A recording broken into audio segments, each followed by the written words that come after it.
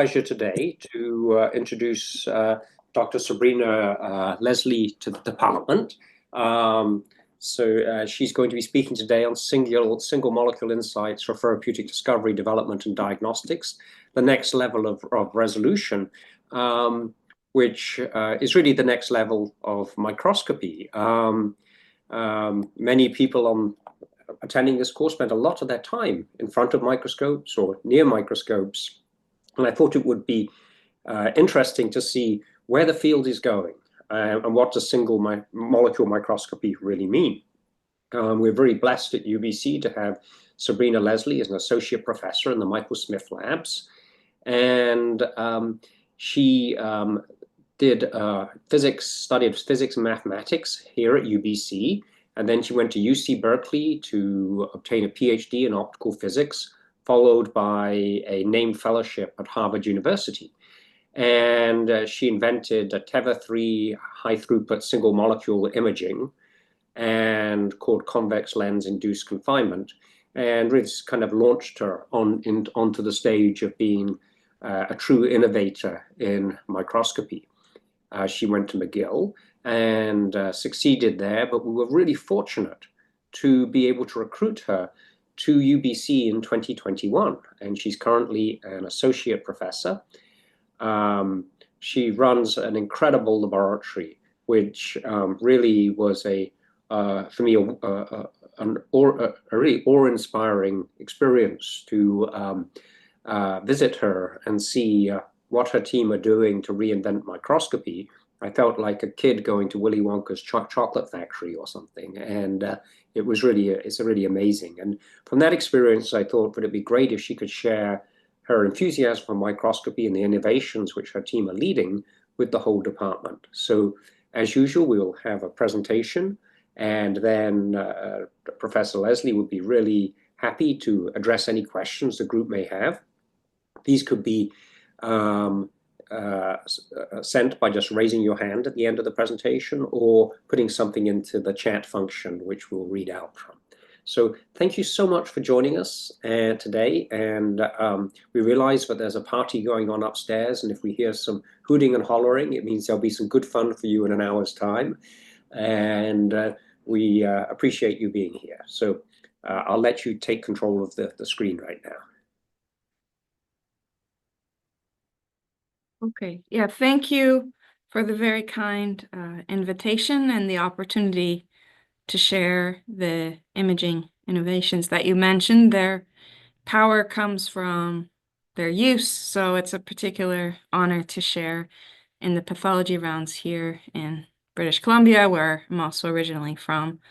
And yeah, I have engaged in a lot of study and research and learning, and it's really my pleasure to work on this, and also with excellent scientists and collaborators, both from around the world, from BC, and hopefully you guys going forward. So I really am inspired to bring this to practice. So as was mentioned, we have a laboratory that's physically located at the Michael Smith Labs, and I'm also, for my teaching in biophysics, associated with the Department of Physics at UBC.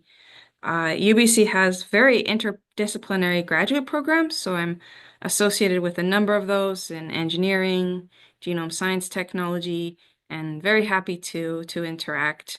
The purpose of the lab, as David kindly presented, is really to innovate at the forefront of microscopy, to bring new eyes to single molecules and their interactions, because fundamentally these form the basis of everything that occurs, that we observe in living systems. And it's tough to really look at living processes, one molecule at a time, their dynamics, interactions. But we hope to bring new light to that with both high resolution and in the complexity of living systems. So those often compete, but that's really kind of the vision statement of our lab. And part of our inspiration is, new discoveries often come from new knowledge and long-standing research, which we build upon, but also new eyes. So the imaging lab that we've built has a number of microscopes, and I really am thrilled to provide a tour and interact. I'm mostly on campus, and that can always be arranged. But we do have a number of microscopes that are really custom designed based on our experience of important questions at different scales. So many people in the audience work on diagnostics or drug development or therapeutic. So imagine that you could image, at high speed, the last event between a molecule, maybe it's an antisense oligo or a different single molecule drug you want to look at, and it's binding to a target, or it's hybridization, and then another enzyme comes and cleaves. It sounds almost like science fiction, but we're trying to build the tools that many copies of single molecules can be imaged, and in the background you see some freely diffusing, actually antisense oligos in a collage.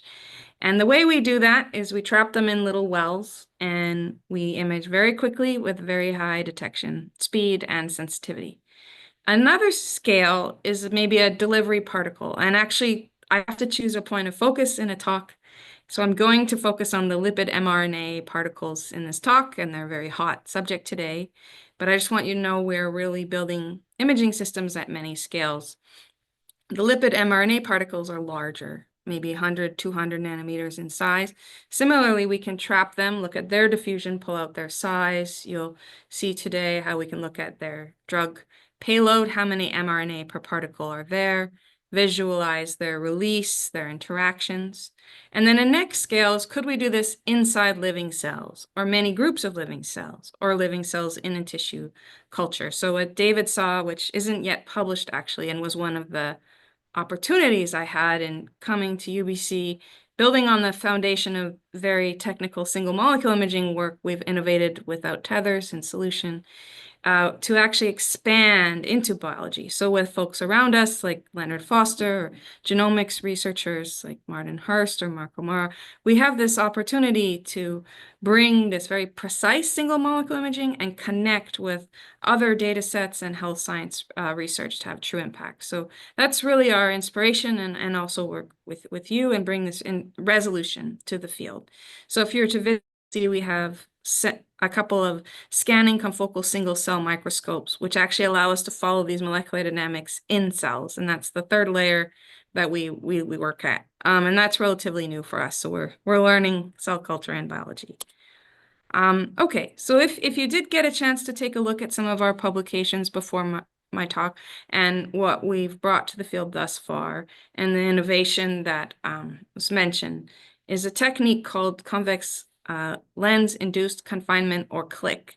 So it's actually conceptually quite simple.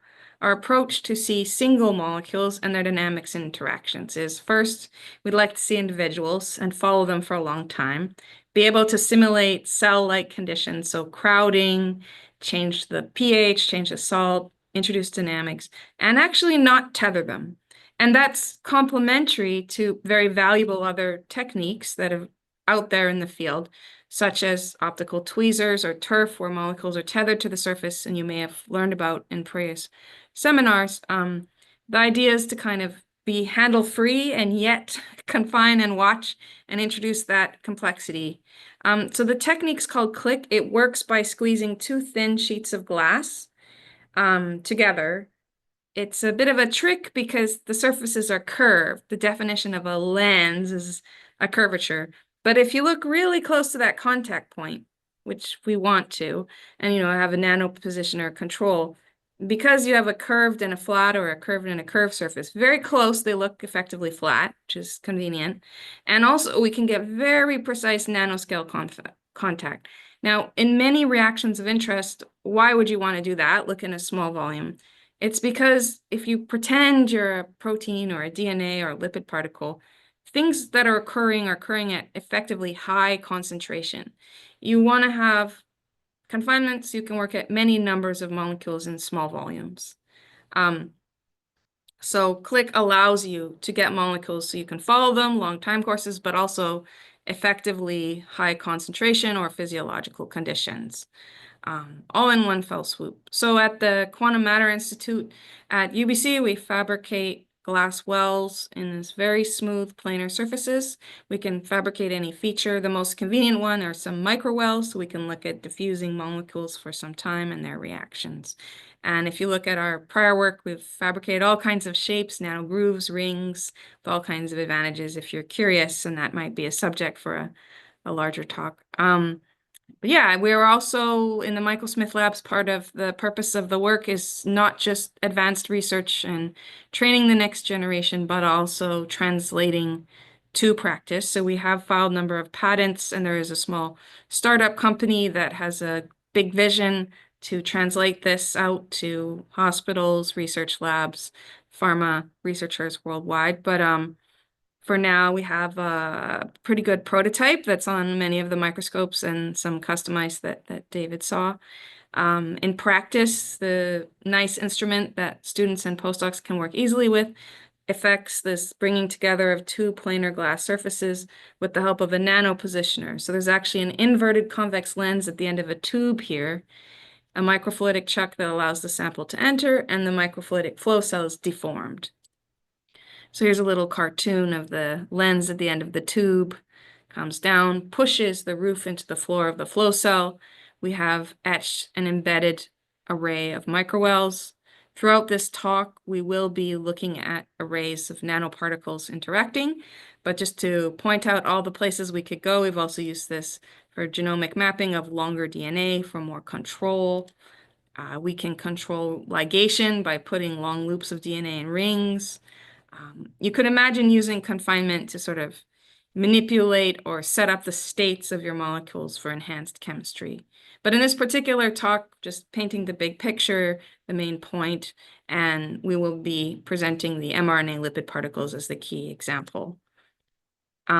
Okay, so I met Peter Cullis in 2018, actually, in part of my sabbatical year. As David mentioned, I was at McGill from 2011 to 2020, or I think maybe 2012 to 2020. That was my first professorship, and that was my, I guess, assistant and associate professorship there. And in 2018, I had a sabbatical, and I spent some time here and some time in California. But anyhow, one of the things I really like to do in my career is translate this advanced biophysical work and optics to practice. And I learned about these amazing lipid particles carrying RNA and genomic medicines in 2018 as a focal point, and also about the limitations of other tools available to developers. So for example, today you might in your lab characterize a therapeutic, measure its average size using dynamic light scattering. So you have a tube of sample, get a spectrum, read off a size. But in detail, these particles, it would be so nice to be able to trap, look at their individual tracks, pull out their size with different tags, and eventually also label free, pull out their mass, how many payloads are they carrying, look at different dynamic questions. So our platform allows that, which we'll talk through today. We are also very curious to follow the steps in single cells that we get to in the end, but along the way, we have interest in dynamics. How do particles interact with each other? How do they fuse? To be able to take individual time courses like the movie now playing at the bottom of the screen of particles loaded in a well, where maybe we change the pH and that pushes them to fuse to one another, that's very powerful. So this is kind of the second piece of Click, that not only can we trap and isolate and follow, but also we can design the confinement condition, the reagent condition to really get at the reaction of interest. So I'm going to go through scientific studies published in ACS Nano in 2021, 2023, and 2024 in the meat of this talk. But just in one slide, instead of a bulk reading for size, we can follow the individuals and really learn about the detailed distribution, their copy number, follow their reactions in real time, and just get molecular insights that are so important to how they work, and collaborate with developers like Peter Cullis or others to really get that new granular level of understanding that might otherwise just be missing. And like in David's visit, it's nice to have a chance just to show you how we're working in the lab. So this is an example of a glass flow cell.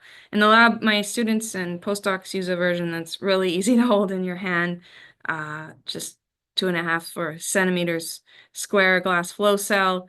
you pipette the sample at one end. So that's normally done in the microfluidic chalk in the previous diagram. It flows in, and then when the little tube with the inverted lens squeezes, squeezing above a fabricated array. We do also have a miniature version where this is all at the 2 mm scale, but it's harder to handle, so we mostly use the larger format version in experiments. And then just conceptually, the molecules are loaded in the wells by squeezing the roof into the floor of the flow cell. And this is a video of looking from below up into the flow cell of a bunch of DNA plasmids being loaded in the well. So I hope the technique at this point and its inspiration is clear. I was particularly interested, coming from my optics physics background, into biophysics and biology, to apply that skill set and work with their developers. And I did learn the gamut of high resolution imaging techniques when I started my postdoc at Harvard, and both due to personal frustration with the irregularity of the tethering to the surface that others have surely mastered, and also just being inspired to want to get away from the surface, which is now complementary to a lot of other work, which is great. We wanted to avoid the tethers. Particularly interested in my group in, and there's a branch of work you could look at if you're curious, in influence of topology on DNA interactions, how structure of DNA influences target sites to open and molecules and drugs to bind and interact. But just really interested in these crowded and DNA, the kind of experience that a DNA molecule would have in the nucleus or in the interior of the cell if it's a plasmid. But by going away from tethers and into solution, we can explore that. So that's a big inspiration, to remove the tether, at least in some part of our own work with click. And it is a model. It's a step between biological complexity and complete control. Okay, so that's the big picture intro to sort of where this came from, the inspiration of the technique and its purpose. And now I'll focus on a subject that perhaps many folks are working with, or at least have had some exposure to. I guess all of us have had the lipid mRNA products injected in our arms over the past several years, but might be looking at this platform really gaining considerable interest since 2020 or so. But that is to say, the click, or single particle in solution, analysis of the siRNA and mRNA particles in solution, their dynamics, and then following them in cells. And I just want to point out, I know this audience contains folks working on a wide range of applications. So if you are instead working on a molecular therapeutic or wanted to use this for something else, I hope this also just serves as an example. And again, there are a number of publications on our website, which are available, that kind of explain the technique beyond this talk. Okay, so since these systems have risen in such incredible importance, and developers of mRNA, LNP, and other particle therapeutics have come to us to collaborate, we have invested significant time to bring to the field very precise, in solution, tether-free, and high throughput measurements of single particles. And this gives me an opportunity to go in more detail on how we track the particles, learn their structure, learn about how many payload per particle there are, and work towards connecting that information with other biological readouts to have impact on eventually optimizing and improving these therapeutics.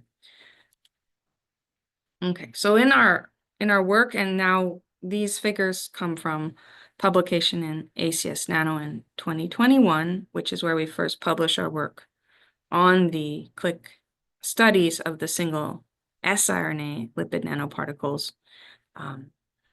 We trap the individual particles using click in individual wells. We aim for about 1 particle per well or less, so between 1 or 0.1 particle per well. They are fluorescently tagged with a small amount of dye. There is a lot of background literature on using fluorescent tags in these lipid particles, these DIO, DID dyes. So there are controls of their structure, size, etc., compared to cryo-EM and other methods with these dyes. That allows us to, on a microscope, look at large arrays. And actually, we can replenish from solution many times using click piezo like a plunger, of these single diffusing particles. So from the extended diffusion track in the well, because it's confined, we can calculate a mean squared displacement curve and apply a theory of diffusion under confinement to pull out the diameter of the particle. There is a lot of simulation and theory work that goes into that, which is why it took a little while and requires a team of physicists. But I think we're all familiar with how artificial intelligence and machine learning tools and deep learning tools can even further augment these calculations. But essentially, the important point is by tracking a single particle and many copies of the single particles over time, for a long time, which Click enables, you can get very precise information from the diffusion of the size.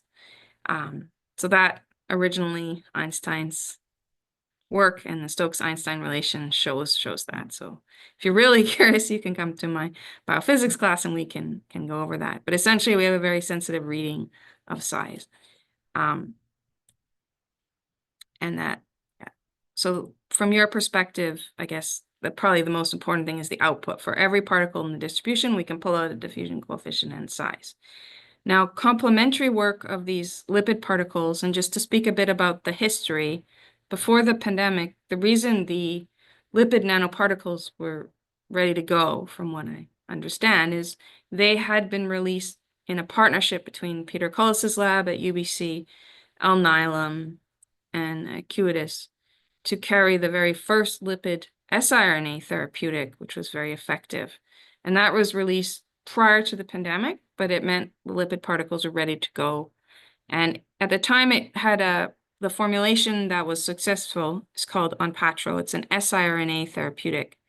So we used it first to calibrate our method to be able to go a next level deeper in very quantitatively characterizing size and payload of these particles. So you can see two examples here, the Onpattro formulation with a small number of di molecules not perturbing them, held at acidic pH and neutral pH. So neutral pH is the condition where they're typically, injected into patients. And acidic pH is actually the condition where they're made. They're formed in acidic pH to bring together the hydrophobic lipid and the hydrophilic RNA cargo. So on the right-hand side, the detail from the single molecule work is that every single particle has a diameter on the x-axis, and every single particle has an intensity shown on the y-axis.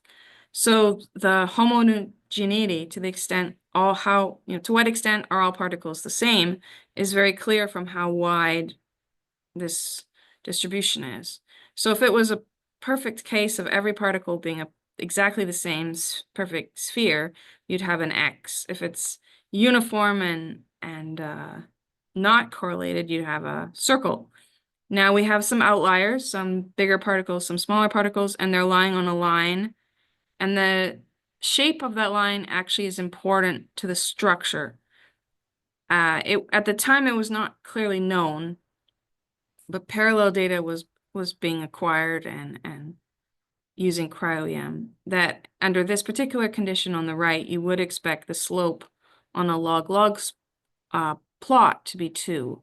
So you can see after thousands of measurements here, we end up with sort of next level information that the slope is indeed 2, and the sample is quite homogeneous, which we can quantify, but also from the outliers, the bigger particles with larger size, larger intensity, the scaling of the intensity with the size is consistent with the structure being unilaminar.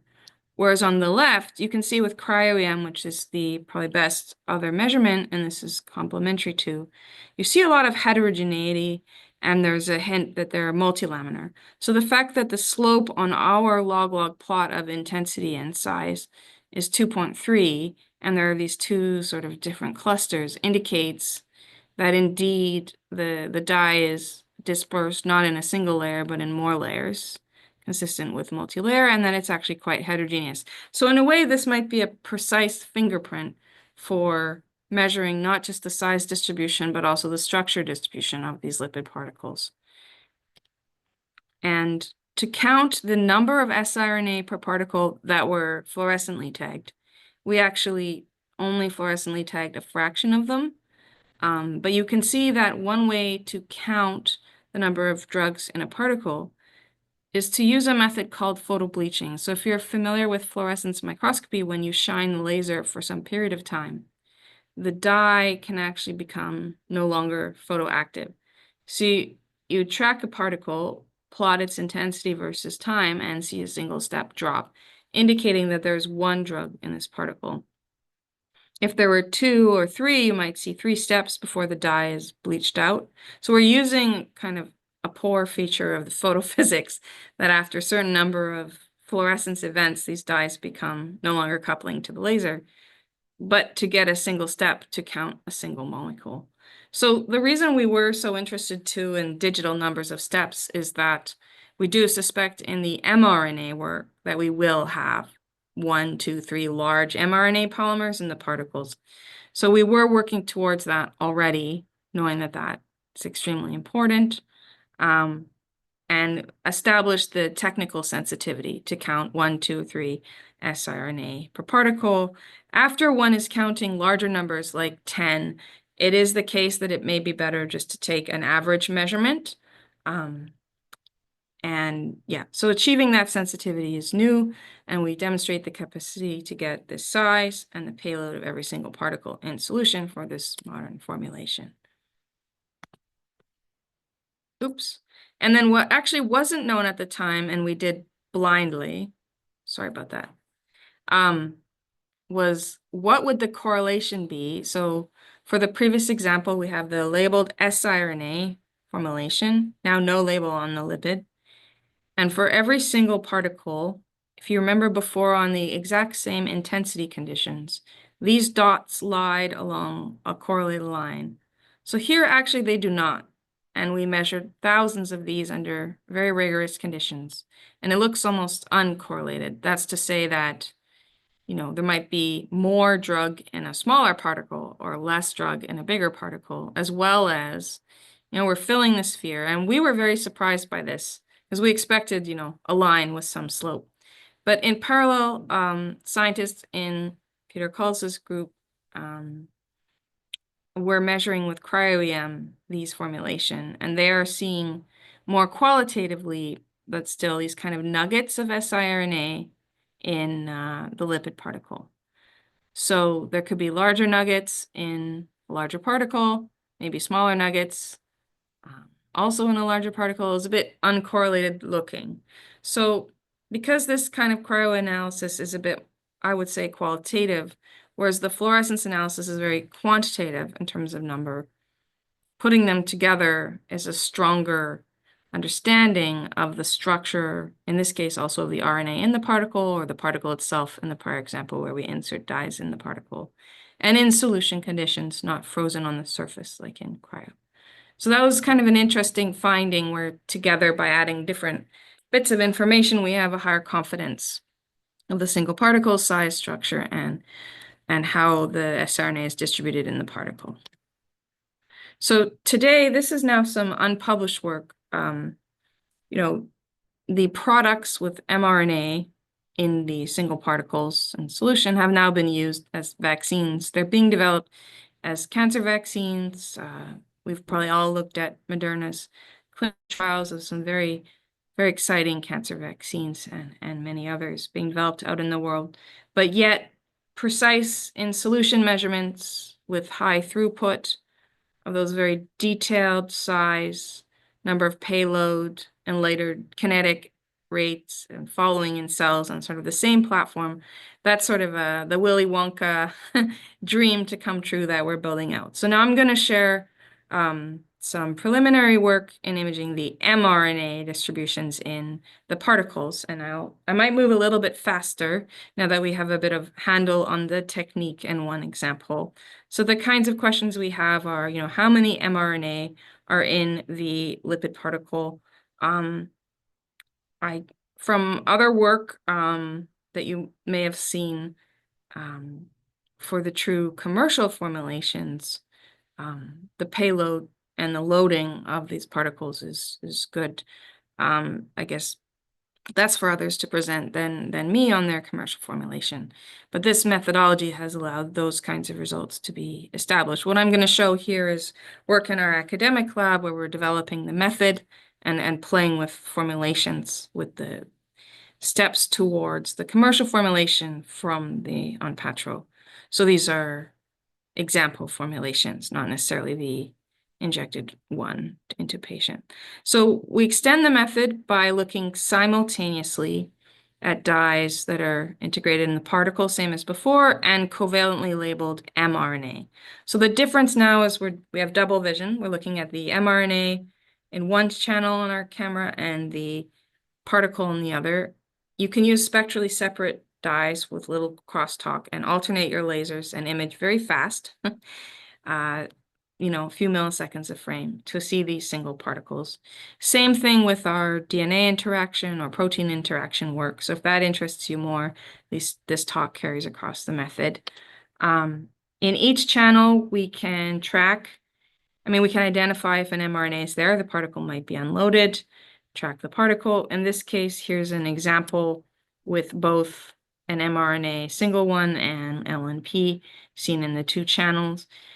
Because we have, again, a lot of information over a long time because the particles are trapped, we can extract their trajectories, look at their overlap for co-localization, and using this information paired with high sensitivity, pull out the intensity, look at least at first, empty and full particle distributions. So one of the questions we have, and from the developers, is, what is the impact of the type of ionizable lipid on the size and payload of these particles? So for example, we talked about the Onpattro formulation with a lipid with a key ingredient called MC3 that was used by Acuitas and others, both in Onpattro and then later in the vaccine. There's variations of those lipids, which have now been used by Pfizer, BioNTech, Acuitas in the ALC0315 formulation in the vaccine used in the pandemic, and Moderna has a different one called SM102. Anyhow, so as a place to start to study the biophysics of the vaccine particles, we use 3 different lipids with this mRNA luciferase starting point. So the first kind of question we can ask, and I know this looks very detailed, but just at a high level, if we do look in 2 channels, are there 2 clusters of particles, loaded and unloaded? Do they have quite different sizes? How many mRNA per particle are there in conditions similar to the commercial vaccine? So we can see immediately, and this is unpublished data in progress in the lab, so it's not perfect representation yet, like in the other figures. But you can see in red, these are the particles with the intensity being shown and the size being shown. The red particles are overlaid on the blue, so a bit of the blue is hidden. But you can see that the red cluster that have some mRNA loaded are larger. The unloaded are smaller. Here in cryo-EM, we've taken back-to-back figures. You can at least get a sense right away that these are quite heterogeneous. And I don't know if you can see this on the screen, but I can also refer you to other publications this year and in previous years from the Peter Cullis group and also groups like Moderna. It has been reported in the field that the vaccine particles aren't so simple. They can have the mRNA kind of protruding out of the particle like a little head of an acorn, or it's called the acorn by the Swedes and the bleb by the Americans. But anyhow, you can see the little RNA sticking out in the cryo-EM picture. I don't know if you can see my cursor. But in other words, these mRNA polymers seem to be excluded from the volume of the lipid under some conditions, which is very interesting. So as a physicist, you would think, what are the implications of that? Is the RNA more in solution than encased by lipid? Does that affect how it then, might interact or be released in the cell from the endosome, how it might interact with the ribosome as we start to think of the next steps of this dynamic material in cells? So it's very interesting. So really varying things like the ionizable cation lipid, and other ingredients, looking at size, payload, and how the RNA is structured is we're very curious about, or at least getting quite different results. And then another thing, just again, work in progress, we varied the PEG. PEG is used, as you know, in ice cream and various bioproducts, but also used in the lipid nanoparticle. It kind of helps control the size and stabilize these particles in terms of its function. But we played a bit with the PEG, and maybe for the purpose of this talk, it's worth pointing out that this had a really dramatic impact on payload. You can see, just remembering in the last screen, that we have, if the red dots here are the full particles with mRNA, far fewer of them. And PEG is predicted, if you look down at the chart here, to make the size vary quite a bit as it's varied. That's one of the handles it provides on particle design.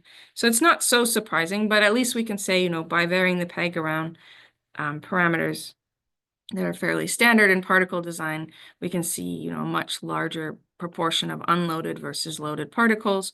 We also notice qualitatively that these blebby or acorny structures of the RNA protruding out of the particle are increasing.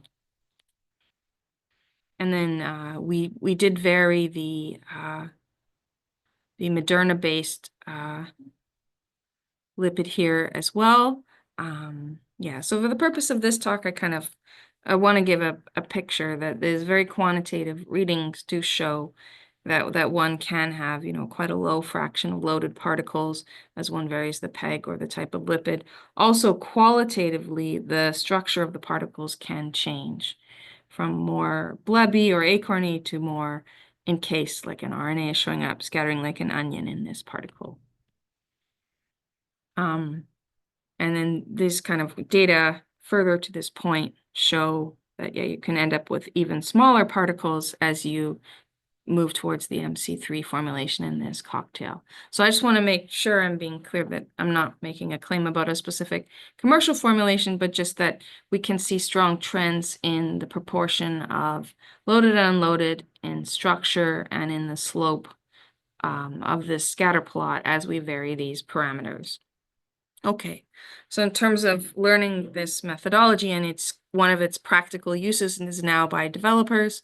It's being sought after as a precise way to see every particle, look at its size, look at how much RNA is in there, and correlate with structural measurements. We currently actually have a storm super resolution microscope from Nikon in our lab, so that our dream can come true where we may not even need the cryo-EM except for occasional referencing.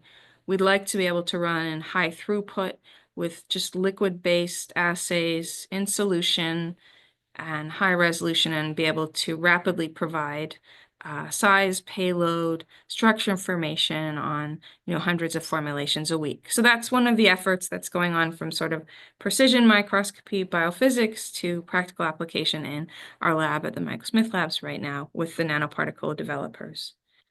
In terms of next steps of this, which also apply to other molecular work, we have built a number of single cell scanning microscopes.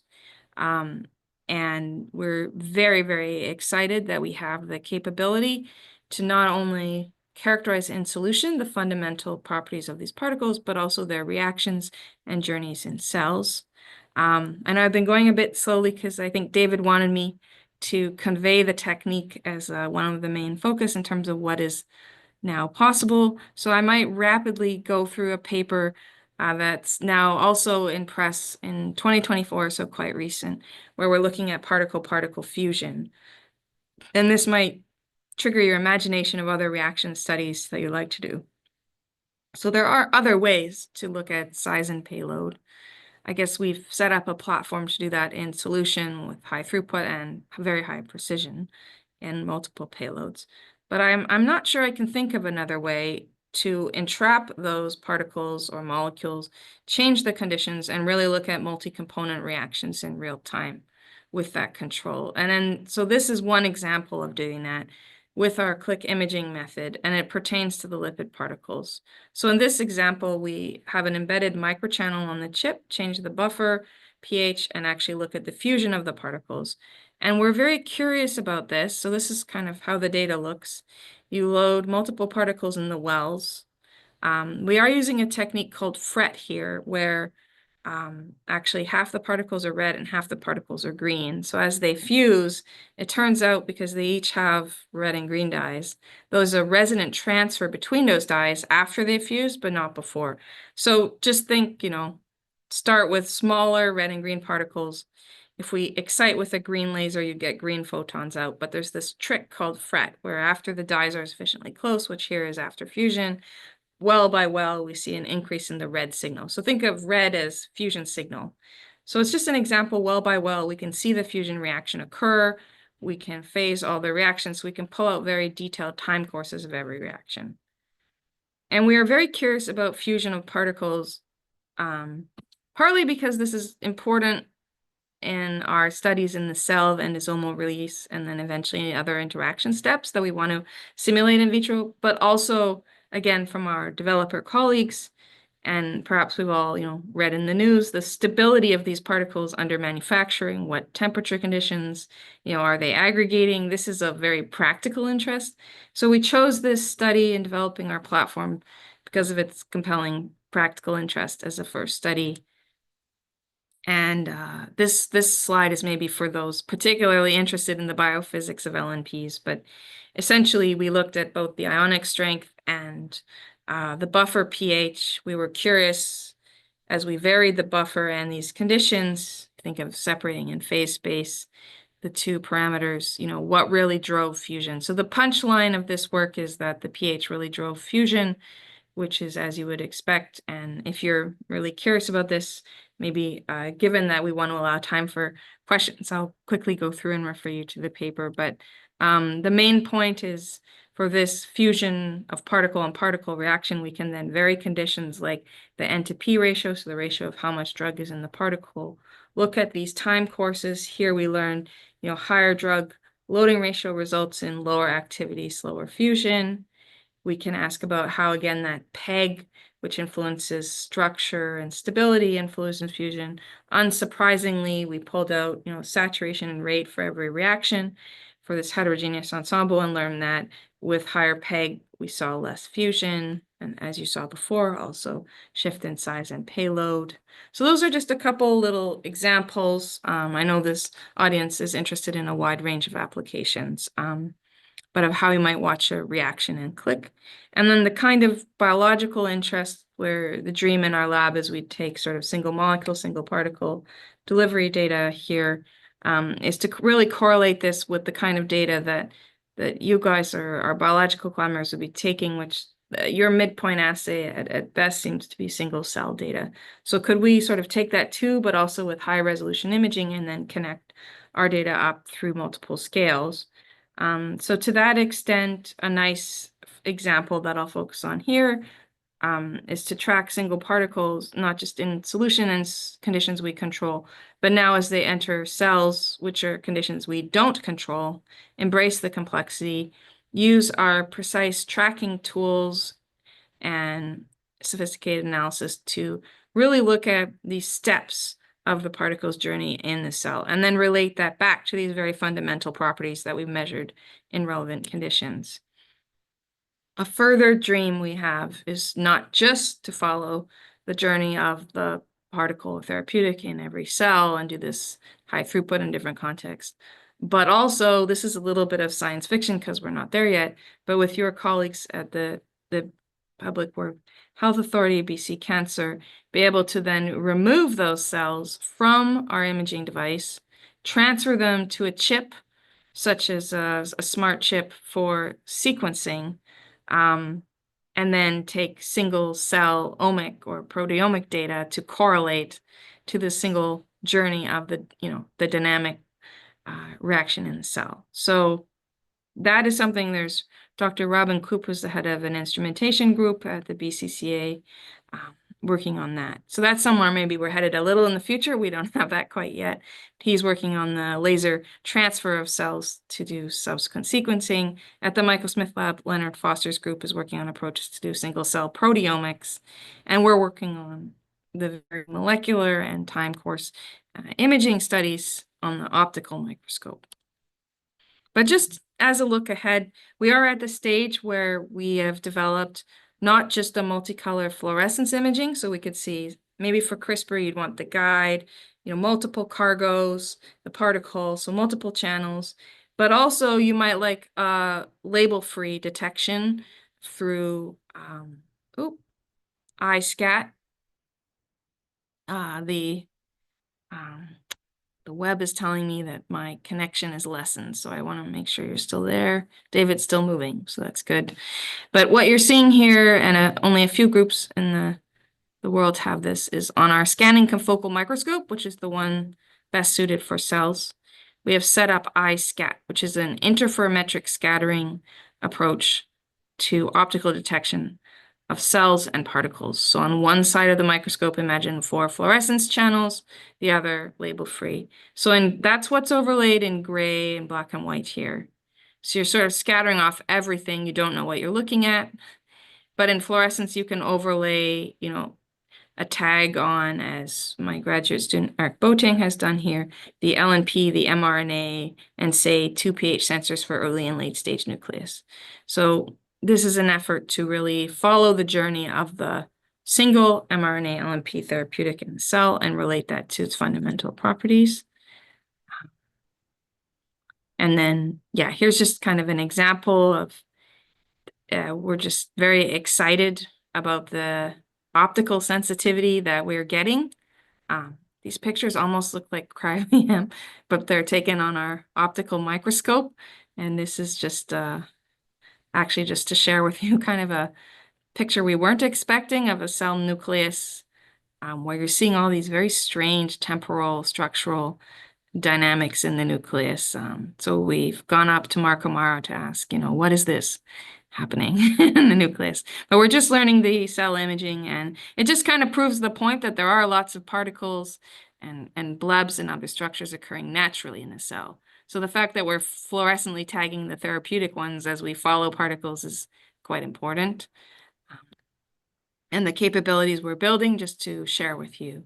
Okay, so I was told to, leave about 15 minutes for questions. I've allowed 10, so I can also keep going. But I hope that helps with the main goal of today, which was to share our vision to build tether-free single molecule tools to follow, the journey, the size, payload, interaction kinetics of single molecules, particles, and cells, and with friends, in BC Pathology, BC Cancer, and Michael Smith Labs, try to really collaborate and bring these precision insights to developing new medicines.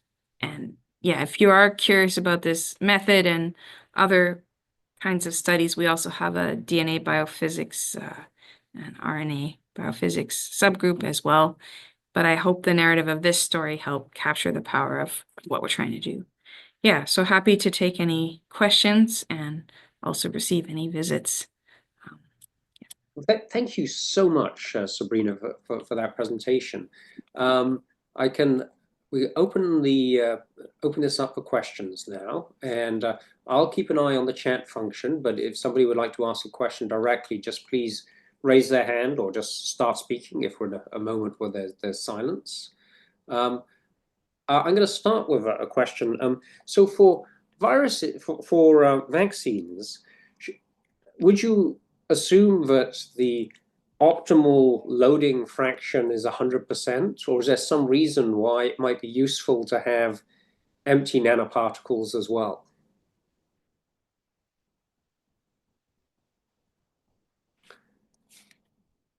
I think, Sabrina, we may actually have lost you now.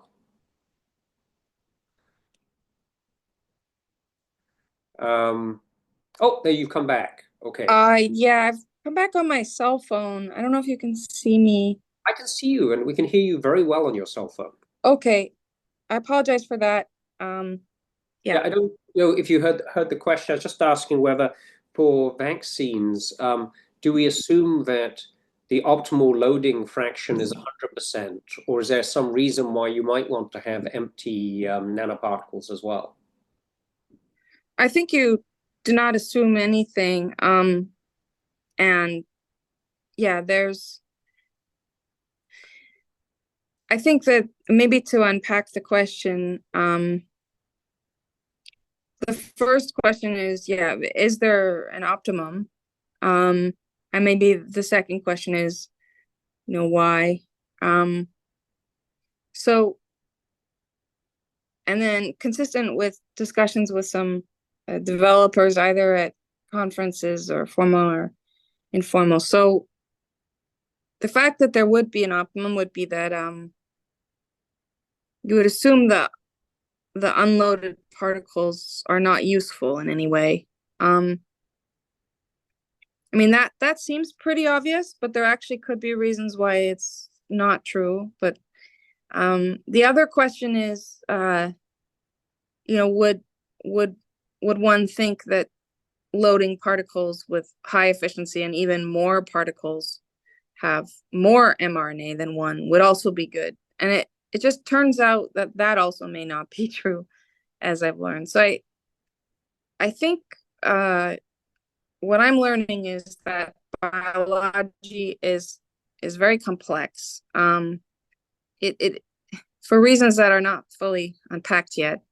It could be that cells prefer, one mRNA, and that they even might have a use for some of these lipid ingredients in their own processes, which is a strange thing to say. They may not like multiple mRNAs in the same particle, even though you would at first think this would be a good thing to deliver more efficiency, lower the dose.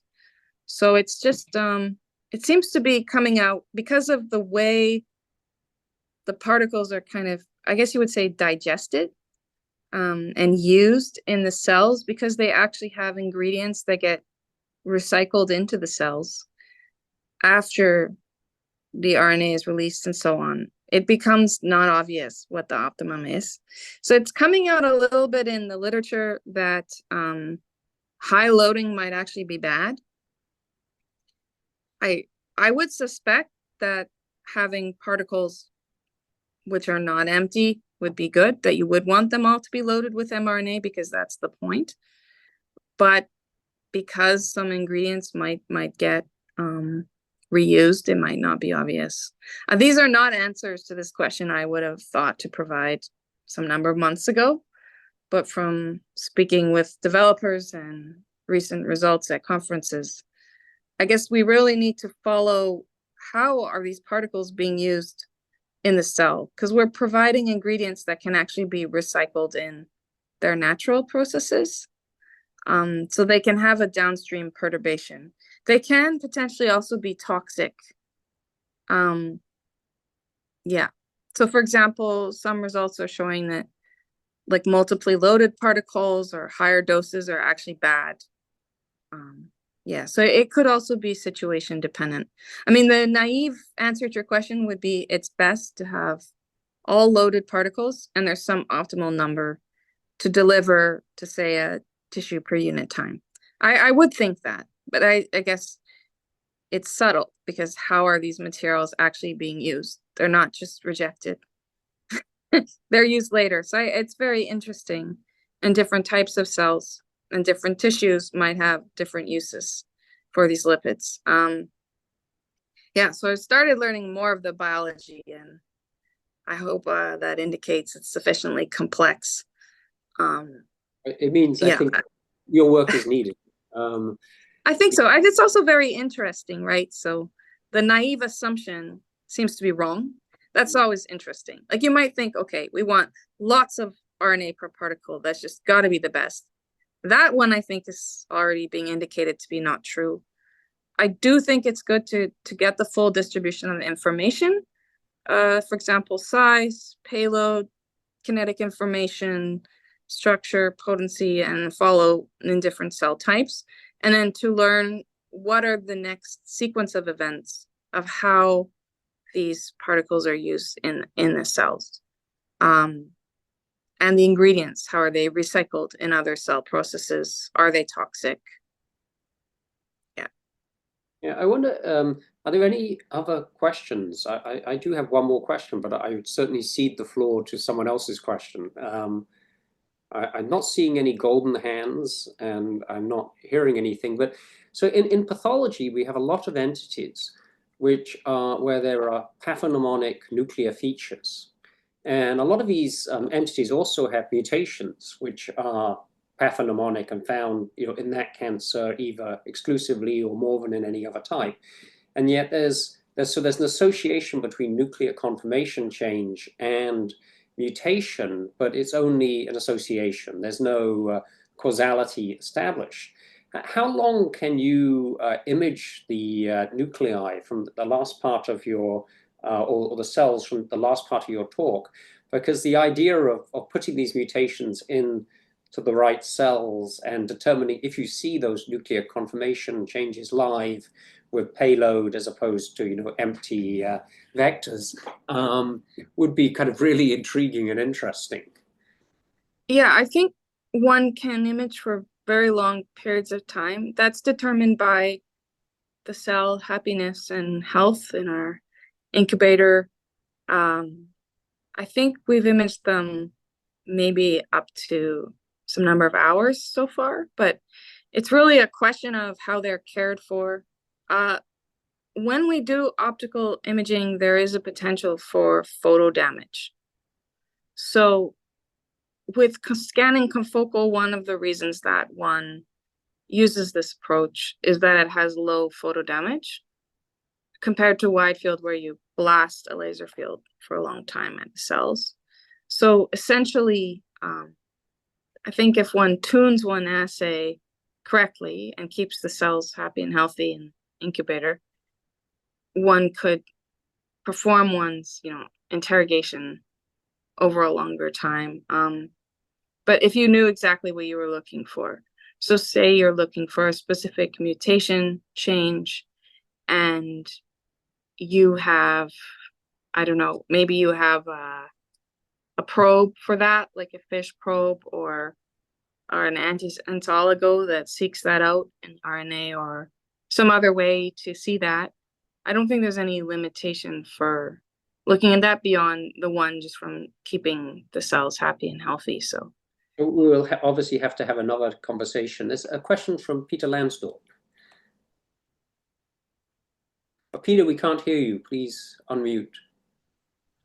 Great talk, Leslie. So yeah, I want to follow up on the question that David asked. I was wondering whether the atypical distribution of RNA relative to these lipid nanoparticles is a reflection primarily of the fact that developers haven't figured out to change the chemistry, I guess, of the RNA or the lipid particle so that you can get a homogeneous distribution, or whether that is just what they found to be the best, right? I mean, so I guess do you know what's your thought on that? I mean, when experts like Peter Cullis talk about this, I mean, there's a formulation that was used to develop Onpattro and then for siRNA, and then the pandemic hit and very rapidly things had to be developed. So what was used for the vaccine is not the optimum, in other words. And there's a lot of work now, both in industry and academia, with many groups driving forward. I mean, basically varying the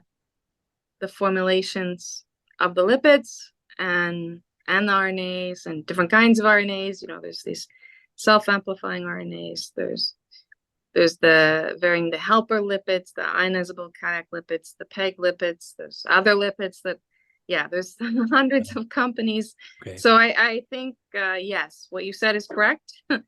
It wasn't optimum, but there's a thought that where the field is headed is that things started in terms of for the therapeutic products targeting the liver. So all kinds of developers are working on targeting the lung, the spleen, the brain, different tissues. There are several approaches to that, either specific or making them just last a really long time in the body and releasing them at that spot. There's a chemical design. So there's different physical and chemical approaches going on. And it's very large and significant and rapidly moving forward. So I find it very interesting because also some of the biology that's emerging is very complex. Like what are the pathways that these ingredients are actually used in once they break down? Because they are natural ingredients, many of them in cells. So it's even more subtle. Yeah, and very far from optimized as far as, I mean, that's the opportunity, I suppose, for the developers. But I suspect that one of the goals of these developments will be to get a more homogeneous distribution of RNAs in. Yeah, you would think that once there is an optimum and it's understood why, that a homogeneous reproducible sample of that would be the best, and it would also be the right dose, and it would be used in these biological pathways, the correct unit time. I mean, but I think, what's known now is they're really quite heterogeneous, different properties matter, and it's not optimized. But we're hoping that we can collaborate, and by measuring these precisely and their heterogeneity, help work towards this homogeneous solution, which are probably different for every patient, every therapy, every cell type. Yeah, so that's great, and you made it very clear that your approaches help to understand that heterogeneity. So thanks again. Thank you so much. So thank you, Sabrina, for a brilliant presentation. And it was eye-opening when I heard about your work first, and even better second time around. And I hope you get to enjoy your Christmas party, which you're proximate to. Yeah, I'm currently below my department Christmas party, and I brought a computer, which for some reason turned off exactly when my talk ended. So it's good that I also have my phone, but no problem. I hope you can enjoy your party now. Thank you. And for everybody else, there is a rounds next week. Gang Wang from BC Cancer is presenting on an update on neuropathology, and I think that'll be of interest. And so look forward to seeing many of you there. And thank you again, Sabrina. Yeah. Oh, thanks for the opportunity. And again, if anyone is interested to learn more, I tried to present at a level that would be good to grasp